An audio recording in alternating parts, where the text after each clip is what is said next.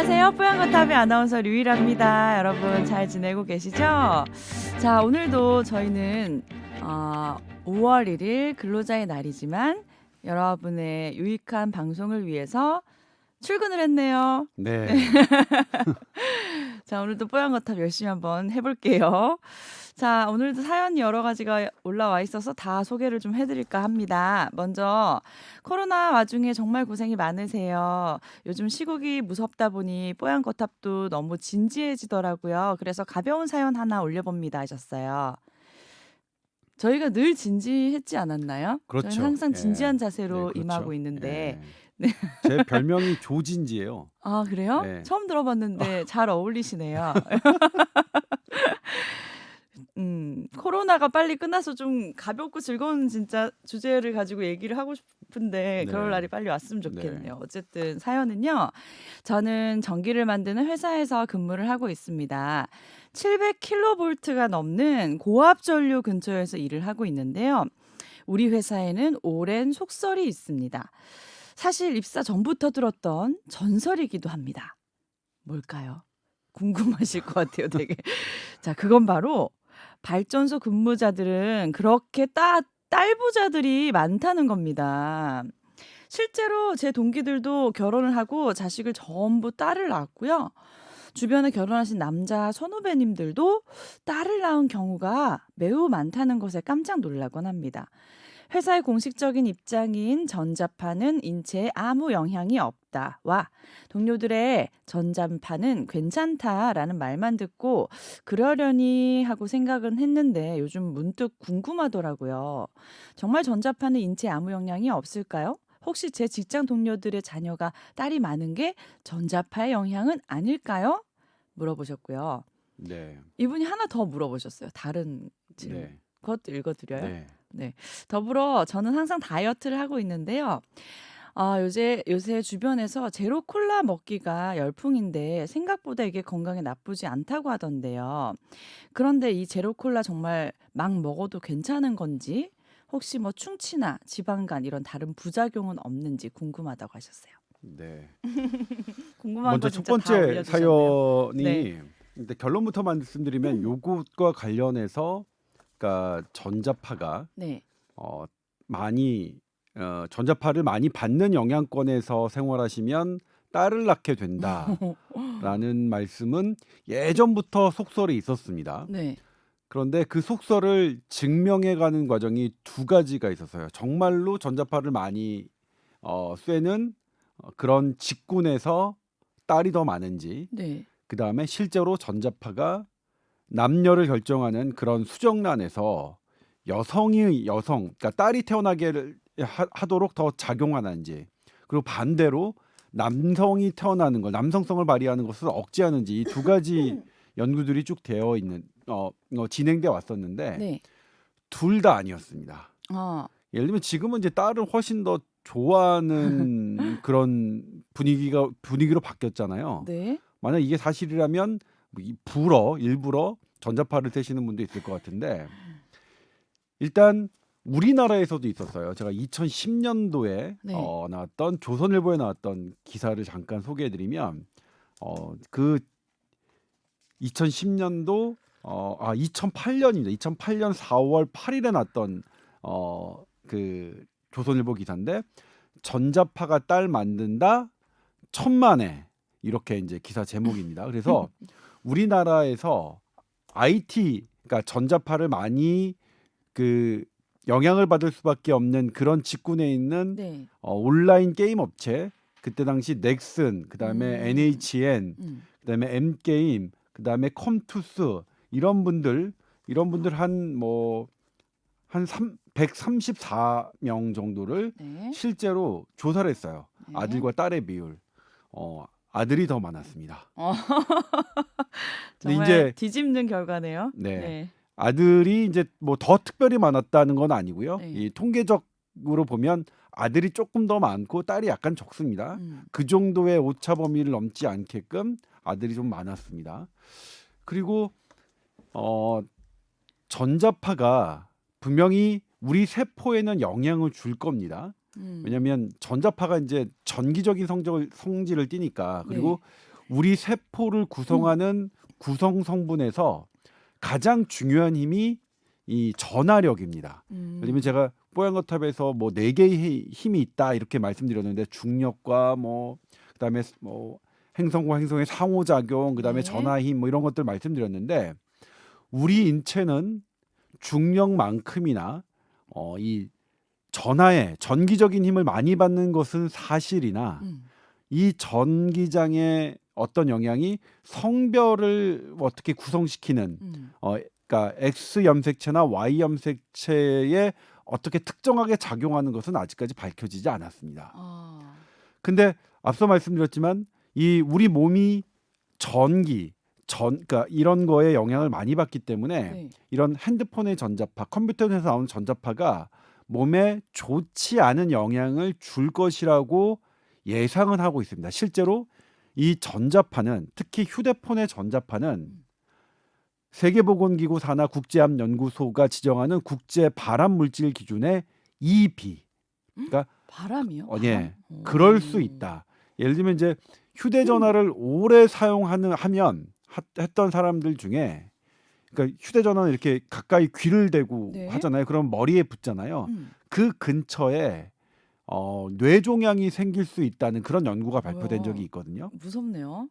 네, 근데 이것도 이제 뭐 가능하다 정도지 입이면 뭐냐면 확실하다, 입증됐다 이게 아니라 음. 가능하다, 그럴 수 있겠다 정도거든요. 근데 이제 많이 날씨가 따뜻해졌지만 저는 정말 한여름 빼고는 거의 전기장판을 깔고 살거든요. 네, 근데 전기장판에서도 전자파가 나와서 안 좋으니까 뭐 요즘 뭐 온수 매트 이런 걸로 바꿔야 된다 막 그런 주변에서 추천을 막 해주시더라고요. 그 네. 그러니까 사실 뭐냐면 전자파가 네. 이렇게 어떤 많은 것을 작용하니까 암이 가능하다는 그런 연구가 나왔겠죠. 그런데 전기 매트에서 온수 매트로 바꿀 만큼의 그런 근거 수준은 있느냐? 그건 아직 좀 잘 모르겠어요. 근데 전자파가 어쨌든 인체에 안 좋은 영향을 미치는 건 맞나요? 어떤 영향을 준다면, 네. 그러니까 우리는 그냥 우리 몸은 자연 상태에서 평형을 유지하는데 어떤 다른 영향, 그게 또 영향력이 강력하다면 음. 그 결과는 좋지 않을 가능성은 분명히 있겠죠. 음. 근데 전기장판 정도가 어떤 영향을 미치는지는 잘 모르겠어요. 다만 논란이 되고 있는 거는 네. 휴대전화에 가깝게 느껴지는, 늘 자주 가깝게 하고 있는 그런 전자파, 그리고 우리 고압전선 있죠. 고압전선에서 주변은 상당히 많은 높은 농도의 어떤 네. 전류가 네, 흐르니까 방금 사연 보내주신 이제 그런 이런 것에 환경이요? 대해서는 네. 연구가 지금 계속 진행되고 있어서 거기까지 모든 게 음. 안전하다라고 뭐 단정지어 말씀드릴 수는 없겠지만 아직은 어떻게 뭐 딱 이거다 뭐다라고 단정지어 말씀드릴 수는 없는 상태고, 특히 이것이 딸을 만들게 한다는 것은 여러 실험에서 근거가 없다. 다만 그 전에 한 2010년도에 어떤 연구들이 있었냐면 전자파를 많이 이렇게 영향을 받으면 남성이 그 정자수가 적고, 그러니까 정자의 활동력이 떨어진다는 연구 결과들은 실제로 발표된 적이 있었어요. 그러니까 우리 그냥 쉽게 우리끼리 쓰는 말로 남성의 정력이 감퇴된다는 뜻이겠죠. 뭐 저는 그게 뭐 꼭 나쁜 것만은 아니라고 생각하기도 하지만 왜요? 왜 나쁘지만 않아요? 뭐 그게 뭐 정력이 센 게 그렇게 뭐 어떻게 내세울 만한 일 뭐 그런 건 아니잖아요. 그러니까 일단 어떤 자녀 계획이 없는 사람한테는. 그런데 그것도 논란이 있었던 게 뭐냐면 정자의 운동과 수를 에 영향을 주는 수많은 요인이 있는데 그런 변수들을 제거하지 않고 단순히 이제 이 전자파에 노출된 시간만 갖고 그 연구 결과가 도출된 거기 때문에 네. 실은 지금은 있는 그대로 받아들여지지는 않고 그냥 잘 모르겠다 이렇게 현재까지는 결론인데, 제가 여기서 말씀드리고 싶은 건 뭐냐면 그러면 이제 전자파의 영향을 전자파를 많이 영향을 받으면 딸을 낳게 된다는 말이 잘못될 수밖에 없는 이유에 대해서 제가 말씀드리자면 네. 모든 생물은 본인의 유전 정보가 다음 세대, 자녀 세대에 많이 전달될 수 있도록 진화하고 그런 식으로 발달을 합니다. 네. 우리가 생각하는 사람뿐만 아니라 원숭이, 그다음에 야생에 사는 동물, 식물뿐만 아니라 세균, 그리고 코로나 바이러스도 마찬가지입니다. 자기가 갖고 있는 유전 정보를 잘 후세에 전달하는 것이 그쪽 방향으로 선택되고 그것이 유전되고, 그리고 그런 종족을 우리는 우세하다, 음. 우등하다고 음. 얘기를 하는 거거든요. 네. 생물학적으로는. 네. 그런데 그러니까 동물에 봤을 때 유전자가 여성과 남성의 유전자가 어떤 게 더 많이 전달되느냐? 음. 여성의 유전자가 남성의 유전자보다 훨씬 더 많이 전달됩니다. 음. 이거 그러니까 고등학교 생물을 우리가 다시 돌이켜 보면 네. 그때 다 배웠던 거예요. 네. 이 정자와 난자가 서로 결합해서 거기서 X든 Y든 아니면 XX든 해가지고 딸과 아들이 결정되는데요. 딸과 아들이 결정되고, 네. 그건 이제 성염색체고요. 나머지 상염색체는 음. 22개 22개가 딱 엄마 거 22개, 아빠 거 22개가 합쳐져서 공평하게 44개가 돼서 성염색체 X든 Y든 이게 결합해서 46개 똑같이 된다고 우리 네. 기억하는데, 그럼 반반이잖아요. 그건 반반인데 네. 우리가 거기서 하나를 더 배운 걸 우리가 이제 까먹고 있는 건데, 제가 그걸 다시 이제 리콜 시켜드리겠습니다. 네. 그거는 세포가 갖고 있는 핵의 염색체, 음. 핵의 유전 물질입니다. 네. 그러니까 세포를 우리 보면 세포의 아주 중앙에 까맣게 칠하는 핵이 있고요. 유전자가 아주 밀집돼 있는. 그 다음에 좀 엉성하게 핵을 뭐 영양을 공급한다는 둥, 뭐 한다는 둥 해가지고 세포 질이라는 것을 우리가 이제 네네네네. 하는 거죠. 그러니까 기억나네요. 세포는 핵과 세포 질이 있는데, 실은 이 세포 질에도 염색체, 유전 정보가 많이 있습니다. 대표적인 게 동물에서는 미토콘드리아죠. 네. 미토콘드리아는 지금 현대의학에서 상당히 중요한 세포 소기관으로 주목받고 있는데, 네. 이 미토콘드리아 이상이 어떤 선천적 유전적인 질병에 연관돼 있을 것이다라는 것을 뛰어넘어서 여기에 어떤 문제가 생겨서 암이 발생한다거나 여기에 어떤 문제가 생겨서 고혈압, 당뇨병, 치매가 다 생기는 것이라는 연구까지 지금 진행되고 있습니다. 이 미토콘드리아도 유전 정보를 갖고 있는데 이 유전 정보는 철저하게 엄마한테서 옵니다. 그래요? 네. 그래서 모든 미토콘드리아는 갖고 있는 그 유전 정보는 엄마 거라서, 사실 저는 남자잖아요. 네. 저의 핵에 있는 유전 정보는 반은 아빠 건데 제 미토콘드리아에 있는 세포 유전 질에 있는 정보는 거는 다 엄마 거예요. 다 엄마 겁니다. 그거 밝혀진 거예요, 그렇게? 네. 근데 물론 이제 최근에는 다 엄마 거 아니라 아빠 것도 일부 있다는 게 밝혀졌어요. 근데 엄마 거를 넘진 않습니다.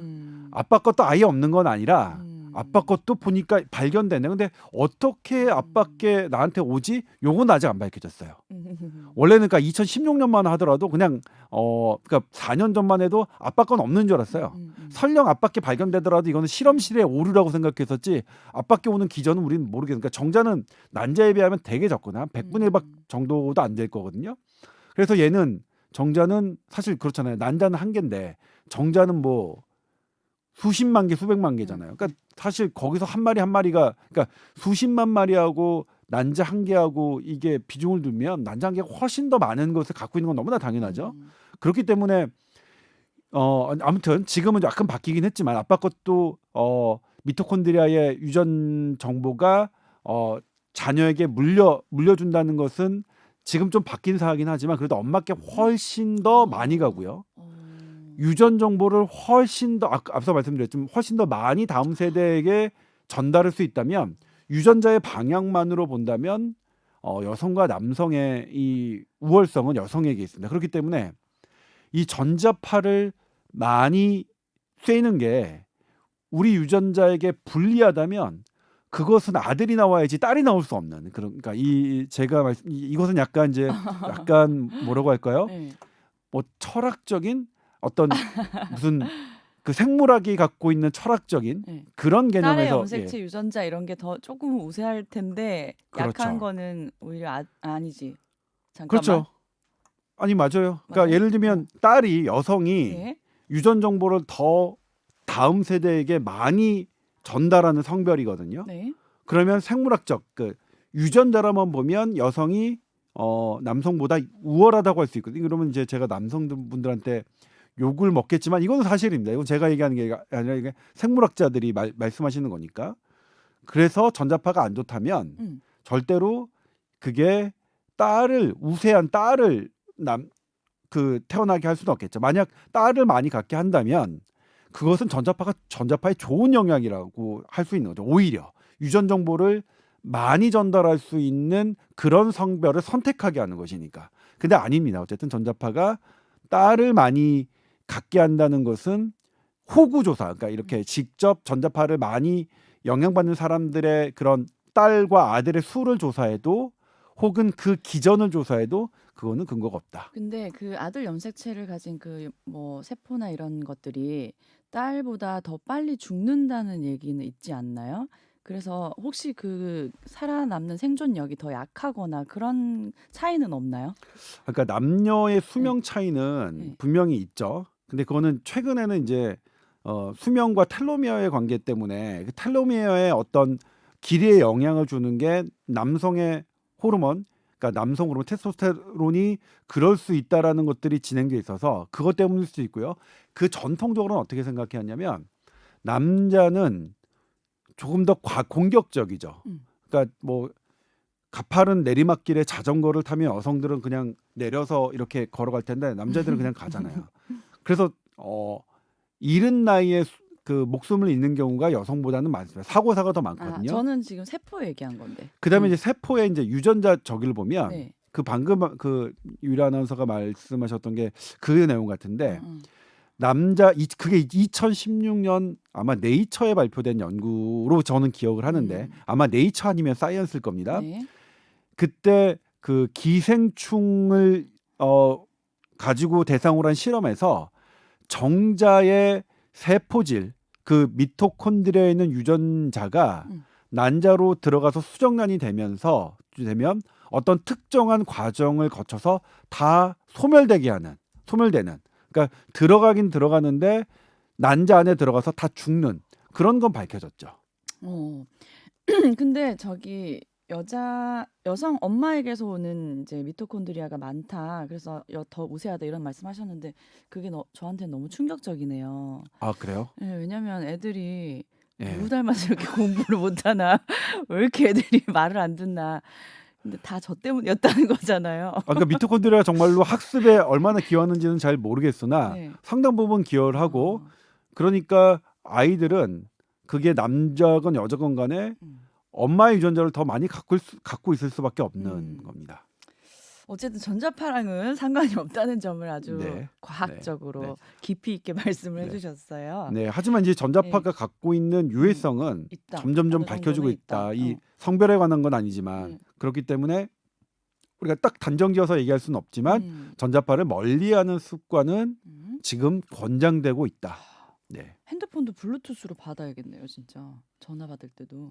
네, 그렇죠. 조금 그러니까 이게 모든 전기력은 블루투스는 괜찮나요? 그렇죠. 떨어져 있으면 모든 전기력은 자기장을 갖고 있고 자기력을 갖고 있잖아요. 이거는 거리에 반비례합니다. 그래서 이어폰은 괜찮은 거예요? 네, 떨어뜨리면 그러니까 전자기파를 발생하는 장치를 내 몸에서 거리를 떨어뜨리면 그것이 미치는 힘은 상대적으로 그 거리에 반비례해서 떨어지니까 그러니까 이게 이어폰 갖고 하는 것 좀 떨어뜨려서 하는 습관은 되게 중요합니다. 네. 그리고 다이어트 콜라 얘기 잠깐 해주셨는데 제로 콜라. 네.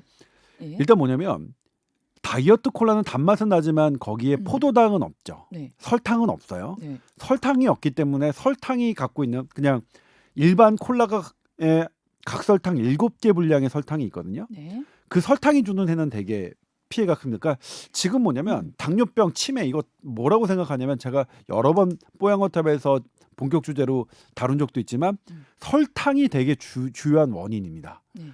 예를 들면 설탕이 되게 문제인데 네. 지방으로 누명을 씌운 적도 있다고 저희가 소개를 해드린 적도 있는데 그래서 제로 콜라만 보면 그냥 일반 콜라보다는 분명히 이득은 됩니다. 그러면 지방간 사라지고 다이어트도 분명히 될 텐데 그런데 막상 뚜껑을 열어보니까 제로 콜라를 먹은 분들이 그렇게 체중 감소 효과나 혹은 지방간 감소 효과가 없었어요? 그렇게 별로 그 뚜렷하지가 않아요. 왜 네. 그런가 봤더니 맛은 습관이라는 거예요. 음. 그러니까 제로 콜라에서 단맛을 계속 했던 분들은 네.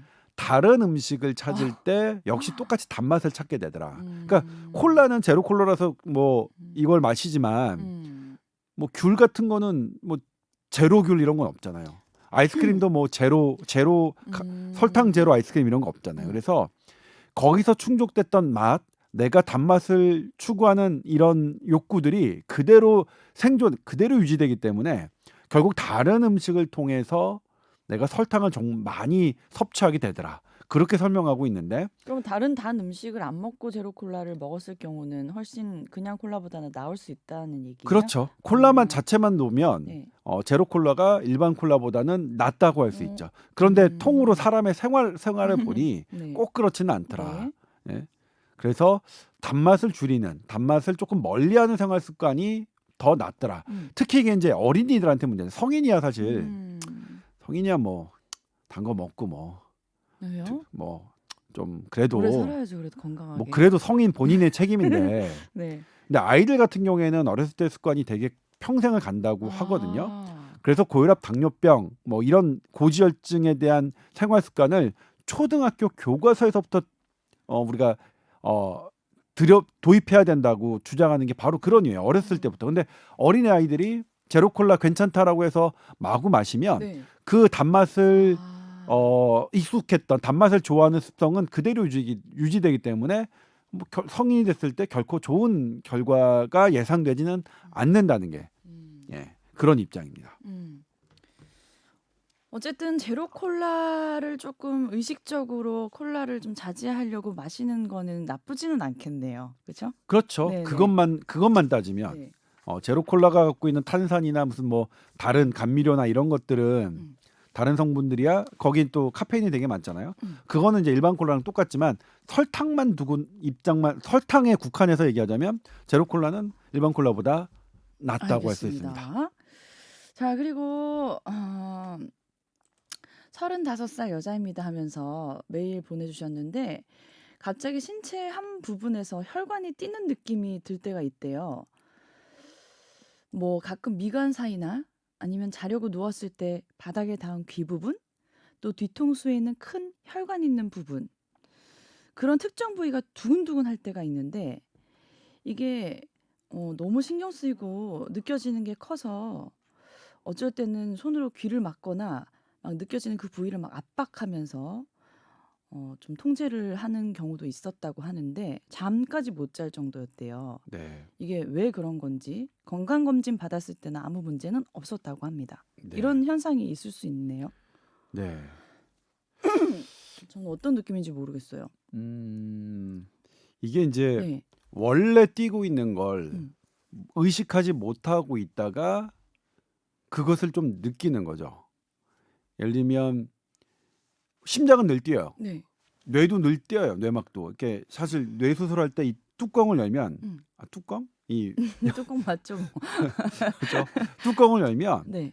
진짜 뇌가 팡팡팡 움직이나요? 뜁니다. 뇌도? 심장의 이 박동에 맞춰서 그리고 혈액이 공급되는 모든 혈관이죠. 부위는 다 맥이 있겠죠. 예, 근데 네. 우리는 원래는 우리가 예민하다면 그것을 다 느껴야 되는데 아마 어느 순간에는 뭐 아주 태초에 그러니까 아주 태아 때는 느꼈을지도 모르겠어요. 우리가 기억을 못해서 그렇지. 근데 너무나 늘 365일 24시간 있는 자극이기 때문에 우리가 그냥 둔감해진 어떤 그런 것들인데 그게 왜 느껴지느냐 요 부분은 상당히 좀 어려운 얘기인데요.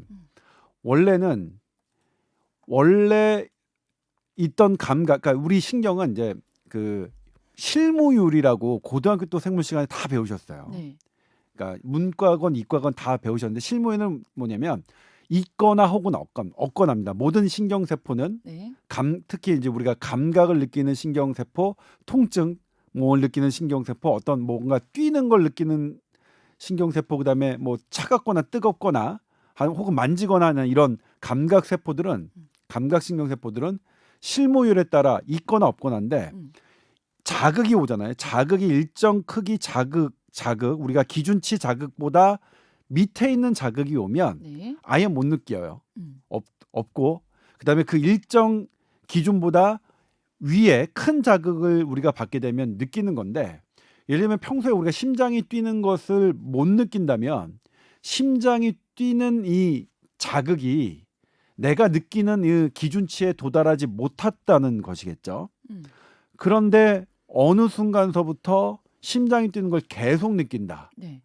그건 그 실무율의 변화를 주는 어떤 기준치가 변했다는 것이겠죠. 그걸 우리가 영어로는 뉴로파식이라고 하는데 네. 신경에 어떤 잘못된 변화가 있을 때 그런 현상이 나타납니다. 그런데 그렇게 뉴로패스 신경에 어떤 병이 있어서 생기는 그런 증상은 일시적이지 않습니다. 네. 계속 지속적입니다. 계속. 어. 그런데 지금 사연을 보내주신 분과 같은 그런 것들은 우리 일반 인구에서 적어도 10% 정도가 느낍니다. 저도 자주 느끼는 거예요. 어떻게 심장이 뛸 느끼시나요? 때도 있고 음. 뒷목이 귀 뒤가 뛰었다 막 이렇게 진짜요? 하고 그래요. 저도 이제 어. 베개를 베고 이렇게 딱 하면 눌리는 부위가 막 느끼고 느낄 때가 있고요. 그러다가 없어질 때가 있는데 그러면 이게 영구적인 것이라면 내가 원래 평소에 느끼지 못했던 것을 느낀다. 그건 분명히 신경이 어떤 손상됐다는 것을 의미합니다. 대부분은 뭐냐면 신경이 손상됐는데 손상된 신경이 그러면 재활성화되잖아요. 재생되는 과정에서 조금 예민한 신경이 생겨서 그렇게 생기는 거라고 우리가 설명을 하는데 네. 이렇게 일시적인 건 뭐냐면 잘 모르겠어요. 잘 모르는 거예요. 왜냐하면 이제 제가 그 교과서에 나와 있는 이렇게 일시적으로 심장이 뛰는 걸 느끼든가 아니면 말초혈관이 뛰는 걸 느끼는 것의 원인을 제가 말씀드리면 네. 강력한 운동, 카페인, 니코틴, 그러니까 음. 담배죠. 스트레스, 네. 그다음에 앵자이어티니까 불안감, 피어, 공포, 패닉, 극도의 공포, 그다음에 탈수, 디하이드레이션, 그다음에 호르몬 변화, 그다음에 전해질 변화 또는 혈당이 떨어졌을 때, 빈혈일 때 아니면 갑상선 호르몬이 저기 했을 때, 그다음에 산소 포도가 떨어졌을 때, 이산화탄소 농도가 높아졌을 때, 열이 있을 다양한 때, 원인이 진짜 이유가 될 수 약을 있는 먹었을 거네요. 때 예. 수도 없이 많죠. 수도 없이 많아서 이건 어떻게 그냥 생각하시냐면 좋냐면 네. 이게 그렇게 내가 많이 불편하지 않다라고 음. 한다면 그냥 잊고 사셔야겠죠. 근데 근데 이제 이분의 사연을 네. 제가 이제 이렇게 가볍게 말씀드린 이유는 네. 건강검진을 받으셨는데 아무 이상이 없다고 했잖아요. 그렇죠? 네. 그러니까 건강검진을 한번은 받아볼 필요는 있겠죠. 지금 막 얘기했던 나의 혈액 수치, 음. 전해질 수치, 호르몬 수치가 괜찮은지는 혈관 질환 쪽은 문제가 없으면 결국은 아무 문제가 없는 거다. 그렇죠. 네. 그러니까 혈관 질환뿐만 아니라 네. 지금 방금 말씀드렸지만 나의 혈액 수치, 뭐 적혈구, 백혈구, 뭐 이런 그다음에 일렉트로라이트라고 하는 그러니까 전해질, 뭐 나트륨, 뭐 칼륨, 그다음에 칼슘, 뭐 이런 것들의 그런 밸런스 이런 것들을 다 봤을 때 이상이 없다면 이거는 뭐 크게 신경을 쓰지 않으셔도 된다. 사실은 우리 10명 중에 한 분 정도는 경험하고 있는 그런데 이거는 제가 단서를 말씀드리자면 아까 뭐 계속 말씀드렸지만 일시적일 때 네. 이게 계속 지속적이고 오래 간다. 이거는 그건 문제인 거예요. 그거는. 근데 그 문제가 되더라도 해결책은 쉽지 않습니다만 이렇게 그랬다 안 그랬다 하는 것은 네. 크게 신경을 쓰지 않으셔도 될 것 같습니다. 좀 불편하시긴 하겠어요. 네. 예전에 제가 머리를 다쳐서 이명이 생긴 적이 있었는데 네. 그때 딱 혈관이 두근두근 뛰는 소리가 들리더라고요. 네. 그래서 머리를 어떻게 다치셨어요? 그냥 넘어져서 뭐 하다가 넘으셨어요? 그냥 집에서 집에서? 자꾸 의심하지 마세요. 아니 그냥 예. 묻는 거죠, 뭐. 예. 엄청 힘들고 불편했었는데 2달 만에 정말 씻은 듯이 또 없어지더라고요. 그 네. 소리가. 왜냐면 이제 예. 이명도 뭐냐면 우리가 듣는 청신경이 들을 수 있는 소리의 크기가 있습니다. 네. 그러니까 너무 낮은 소리는 못 듣고 너무 높은 소리도 못 듣고요. 네. 그다음에 크기도 어느 정도 일정 이상이 돼야 듣는 거죠. 그런데 이 청신경이 예민해졌을 때 평소에 듣지 않는 소리가 들리는 게 이제 이명인데 음. 그 중에서 이제 이 유일아 아나운서가 했던 이제 뭐 심장이 두근두근하는 소리가 네. 들린다는 건 뭐냐면 네. 이 청신경에 혈관이 이게 싸고 돌아요. 싸고 돌아서 평소에는 우리는 근데 그게 원래부터 싸고 돌았으니까 그 혈관이 싸고 혈관이 그러면 당연히 이제 막 이렇게 심장 박동에 따라서 뛸 거 아니에요. 그걸 네. 못 느끼고 있었는데 어떤 예민한 순간에 그것을 느끼는 거죠. 네. 근데 그게 지속되는 분들이 있어요. 어. 그 지속되는 분들이 너무 불편하면 너무 힘들 것 같은데요. 저희가 신경외과 의사 선생님들이 수술을 하기도 해요. 그 혈관과 청신경에다가 이제 완충막을 집어넣는 수술을 하기도 하는데, 아. 그러니까 이런 우리가 원래 없던 자극이 아니라 원래 자극은 있었는데 우리가 안 느끼던 자극들이 네. 어떤 일시적인 변화, 대표적인 게 염증이고, 그리고 이 신경의 변화, 신경의 병적인 변화 그런 것 때문에 들리는 건데 이렇게 일시적인 것, 그랬다 안 그랬다 하는 것은 실은 우리 현대의학이 잘은 모른다. 근데 그렇게 크게 문제되지도 않더라. 그렇게 생각하시면 될 것 같아요. 아유, 어쨌든 좀 평소에 컨디션 관리 잘하셔서 이런 증상이 좀 나아지셨으면 좋겠네요. 네, 잠을 잘 주무시면 될 것 네, 같다는 생각. 잠을 못 주무신대요, 근데 이 증상 때문에. 자, 그리고 오늘 본격 주제는 여전히 코로나 얘기를 조금 해볼까 합니다. 네, 코로나의 이제 백신 개발, 치료약 개발이 요즘 제일 관심사잖아요. 언제 네. 개발이 돼서 안심하고 이제 다닐 수 있을까? 근데 렘데시비르라는 네, 약이 치료제로 미국에서 인정을 했다라는 기사가 나왔어요. 네. 네. 제가 사실 오늘 이제 반가운 소식이라서 네. 오늘 이걸 본격 주제로 이제 선정했는데 네. 사실 치료약 언제 나오냐, 백신 언제 나오냐 막 음. 되게 우리 갈망했잖아요. 네. 그러니까 어제 미국 FDA가 네. 그래서 공식 그 에볼라 바이러스 치료제를 네. 코로나19 치료제로 공식 인정했습니다. 음. 그러니까 코로나19 치료제의 첫 공식 인정한 이 약이 나온 거죠. 네. 어제 미국이 발표를 한 거고요. 그러면 에볼라 치료제는 그동안 왜 말이 많았었는데 된다 안 된다 원래 있던 건데 왜 어제서야 공식 치료제로 인정을 했느냐? 네. 원래 그 보도를 보셨을지 모르겠지만 처음에 이제 어떤 뭐 영국이나 미국에서 어떤 대학에서 연구를 했더니 효과가 확 좋더라 이런 거 나왔었고요. 근데 그 이후에 한 열흘 지났나요? 그 이후에 중국 연구팀이 했더니 효과 하나도 없더라. 그래서 이제 막 절망하고 막 그랬었죠. 렘데시비르. 예, 렘데시비르에 대해서. 네. 근데 어제 다시 이제 미국 FDA가 이거를 공식적으로 인정한 건데 그건 네. 뭐냐면 미국 국립보건연구원이 전 세계 22개 나라를 대상으로 네. 이 렘데시비르의 효과를 계속 종합적으로 분석하고 나왔는데 네.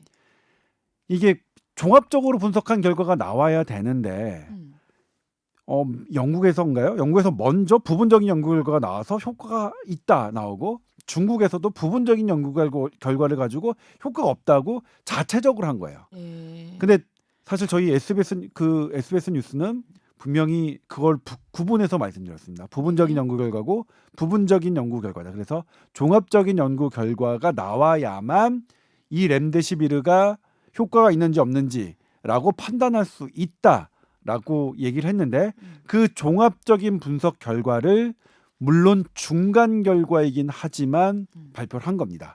그러니까 이 종합적인 분석 결과, 중간 결과이긴 하지만 이 종합적인 걸 더 이상 미룰 수 없다고 생각해서 미국이 발표한 건데 왜 미룰 수 없다고 미국이 발표했느냐? 미국 그 국립보건연구원이 네. 지금 이게 이제 1,063명을 대상으로 한 거거든요. 네. 1,063명을 대상으로 한 건데 이 중간 결과를 분석해도 지금부터 그러니까 어제 시점부터 렘데시비르를 사용하지 않고 다른 치료제를 쓰는 것은 비윤리적인 거라고 판단이 된 거예요. 그러니까 그게 무슨 뜻인지 아시겠어요? 비윤리적이라고요? 네. 렘데시비르가 있는데 네. 렘데시비르가 이 정도 효과가 나타났는데 이제 렘데시비르를 쓰지 않고 다른 약으로 실험을 하는 것은 그 환자에게 잘못한다는 거예요. 네. 그걸 비윤리적이라고 하는 거거든요. 그러니까 어제의 의미는 어제 미국 FDA가 그 갖고 있는 의미는 이래서 제가 이제 본격적으로 주제를 한 건데 그런 의미가 있습니다. 그러니까 그러니까 예를 들면 간암 환자가 있어요. 간암 환자의 어떤 약이 처음에 이제 썼어요. 처음에 시도되는데 어떤 일정 시간이 지나면 와 이거는 간암 환자의 생명을 구할 수 있네 네. 라고 결론이 났어요. 네. 그런데 어떤 집단에서는 간암 약으로 실험하지 않고 다른 약으로 실험하고 있어요. 네. 그러면 저 환자는 이 새롭게 생명을 구할 수 있는 약의 혜택을 못 받는 거잖아요.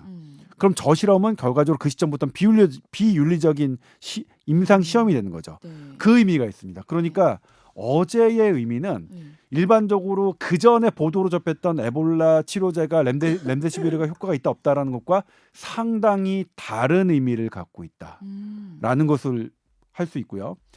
또 하나 이제 어제 그 의미가 있었던 게 그 미국이 발표하긴 했지만 미국 국립보건연구원이 발표하긴 했지만 그 임상 시험에는 국내 환자 서울대병원과 분당 서울대병원 환자 21명이 포함돼 있다. 우리나라 사람들이요. 우리나라 환자도 포함되어 있는 연구 결과다.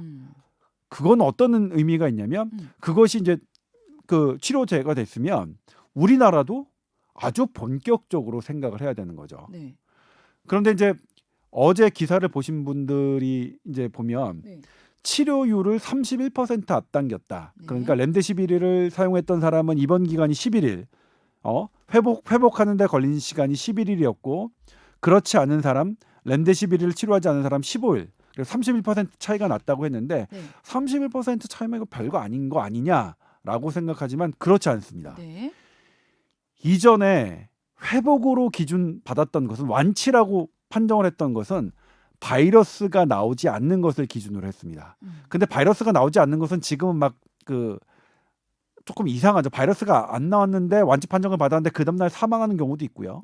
그리고 바이러스가 안 나오는 게 사실은 이 죽은 바이러스인지 뭔지 뭐 이렇게 해서 일상생활이 가능한 사람도 이제 바이러스 양성이 판정받고 뭐 이렇단 말이에요. 그러니까 우리가 처음에는 100점 만점으로 생각했던 우리나라의 검진 방법 RT-PCR 방법이 시간이 지날수록 오류가 생겨요. 그거는 뭐 너무나 자연스러운 거죠. 처음에 모든 게 완벽하다고 생각했던 게 시간이 지나면 당연히 그것이 갖고 오는 어떤 그 제한점들, 단점들은 드러나기 마련이니까요.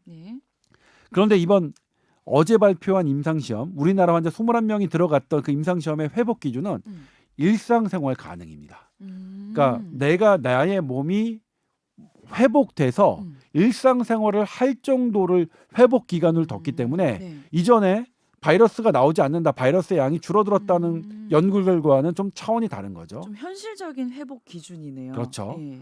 그리고 또 하나 이제 이 사망률에도 이 렘데시비르를 썼던 그룹, 그러니까 쓰지 않았던 그룹은 11.6%가 사망했는데 렘데시비르를 썼던 사람은 8%가 사망했습니다. 그러면 3.6% 줄어든 건데 뭐야 3.6% 준 거는 별거 아닌 거 아니야? 이렇게 생각하실 수 있는데 연구자들은 그리고 우리나라에서 참여했던 그 임상위원회 위원장인 서울대학교 오명록 교수님 뭐라고 말씀하시냐면 엄청난 차이다. 왜냐하면 이제 지금 코로나19의 사망률, 치명률 얼마라고 알고 계시죠 보통? 2%?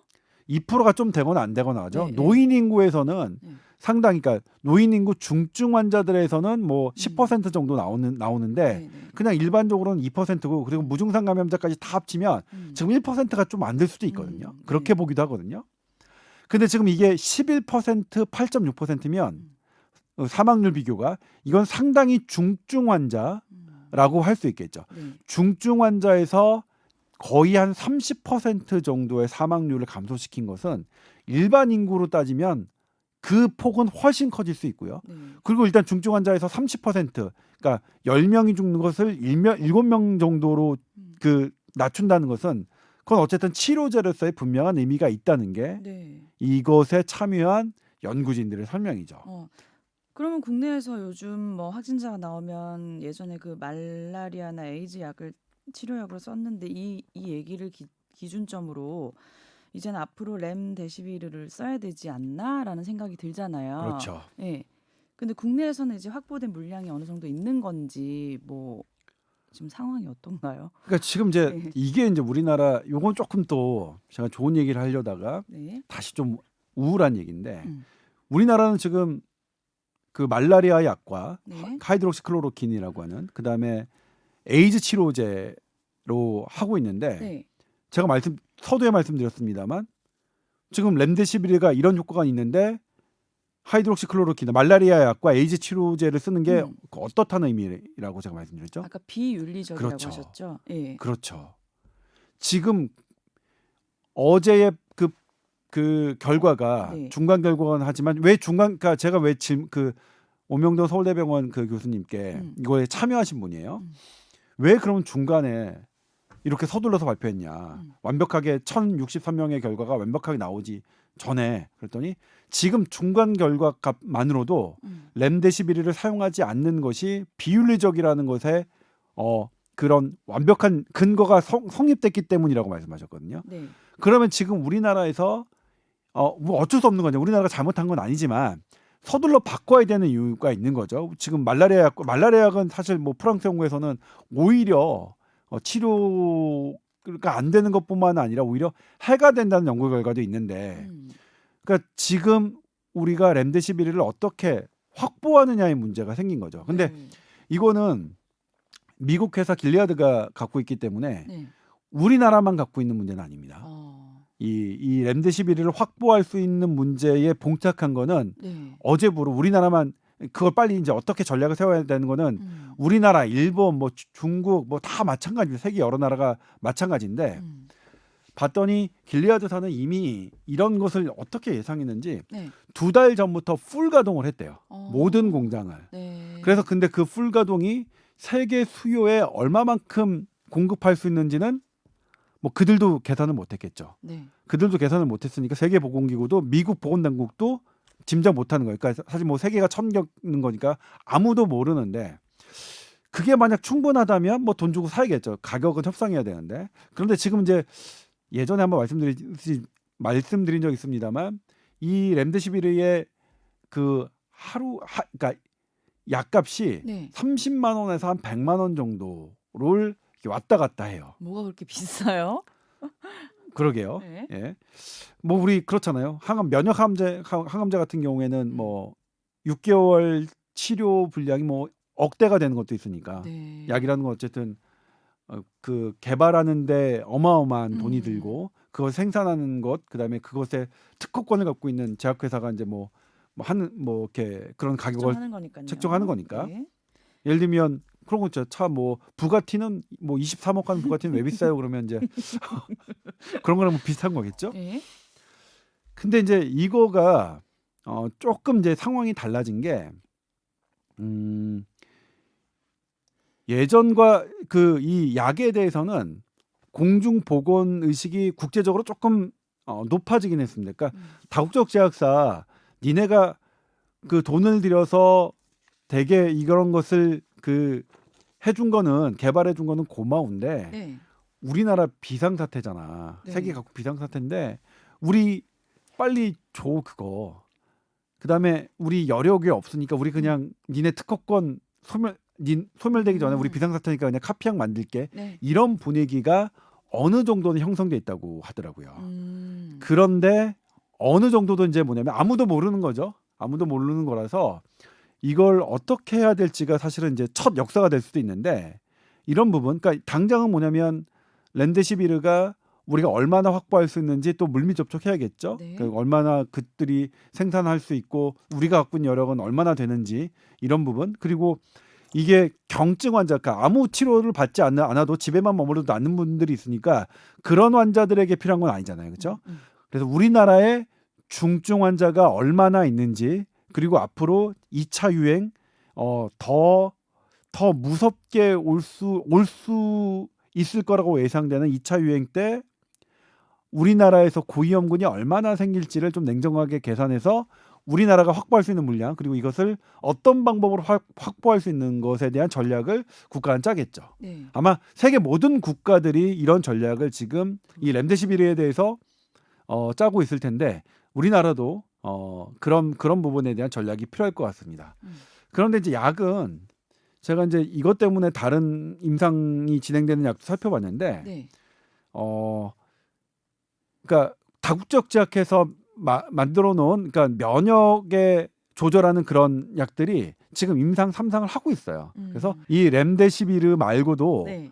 다른 약들이 다변화돼서 이 정도의 효과 혹은 이거보다 좀 더 좋은 효과를 낼 수 있는 약들도 나올 것도 같다. 그렇게 되면 훨씬 더 치료약에 대해서는 조금 숨통이 더 트일 수도 있다.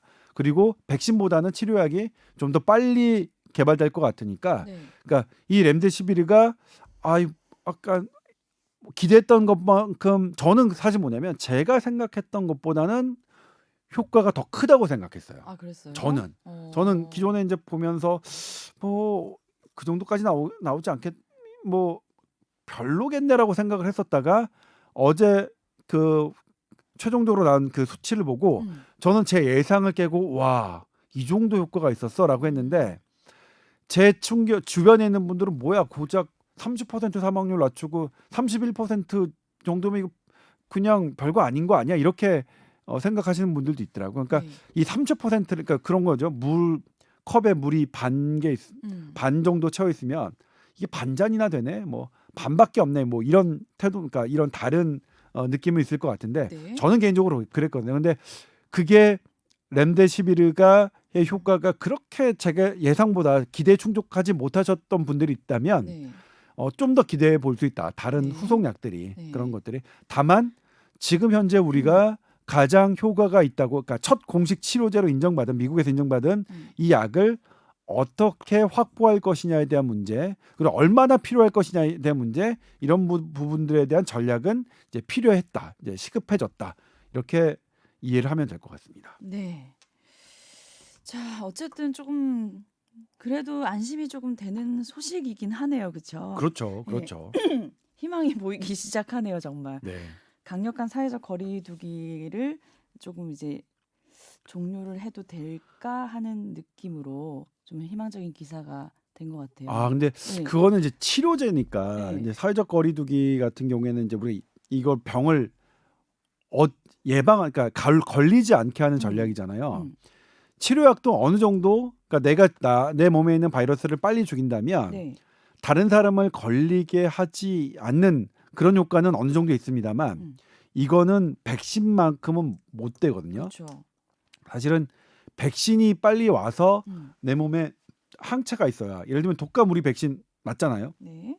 그런 것처럼 그래야 되기 때문에 물론 우리가 이제 치료제가 계속 나오는 거는 반갑고 그거 나올 때마다 기뻐해야 되는, 뭐 기뻐할 필요는 분명히 있겠습니다만 네.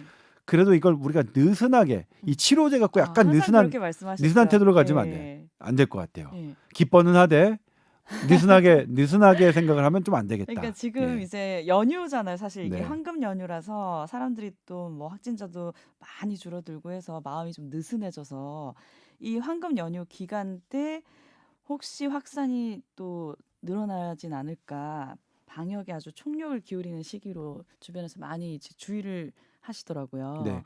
근데 이제 한 가지 다행스러운 거는 제가 그 야외에서 집단 감염이 된 적은 없어요. 네. 그러니까 뭐 그 당시 이제 플로리다 해변에서 막 많은 사람들이 인파 모여서 많은 네. 사람들이 막 비판했잖아요. 근데 그 플로리다 해변에서도 집단 감염이 되지 않았어요. 그러니까 주로 집단 감염이 되는 것은 폐쇄된 밀폐된 공간인가 봐요. 실내 네. 공간이었다. 그러니까 그런 거를 아셔서, 그러니까 예를 들면 우리 국민들이 뭐 야외로 그 막 찾아서 하시는 것은 그런 것들을 다 알고서 저는 하시는 것 같아요. 그러니까 그리고 거기서도 마스크를 뭐 충분히 착용하셨고, 그다음에 다른 사람과 얘기할 때 뭐 그런 말하는 예절, 기침 예절 잘 지키시고, 그다음에 손 열심히 잘 깨끗이 씻으시고, 그다음에 그러시면 뭐 크게 무리는 안 되는데, 아무튼 치료약이 나왔다는 거는 되게 좋은 얘기지만 네. 이것이 긴장을 우리가 늦춰서는 안 된다. 방심의 근거로는 조금 부족해요. 그러니까 백신이 나와서 네. 우리가 다 맞아. 그러니까 사실은 백신이 나오더라도 그걸 맞고 그게 면역력이 획득되는 순간까지는 얼마간의 기간이 필요해서 백신이 나왔다 하더라도 우리가 당장 방심하면 안 되거든요. 아, 잘 지적하셨어요. 네. 저는 이 기사만 보고 아이고 이제 됐네. 걸려도 이제 안 죽겠다. 뭐 그런 이제 극단적인 생각을 할 수 있잖아요. 마음이 편안해지면서. 그러니까 대부분의 젊은 분들이 이렇게 그렇게 크게 걱정하실 일은 아닌데 네. 이제 젊은 분들은 뭐냐면 내가 나의 어머님, 내 주변에 뭐 이모님 부모님 이런 분들을 걱정되고 감염시켜서 그분들의 생명을 위태롭게 할까가 그게 아이들도 문제잖아요. 있고요. 그렇죠? 네. 그래서 그런 것을 좀 조심해야겠죠. 예.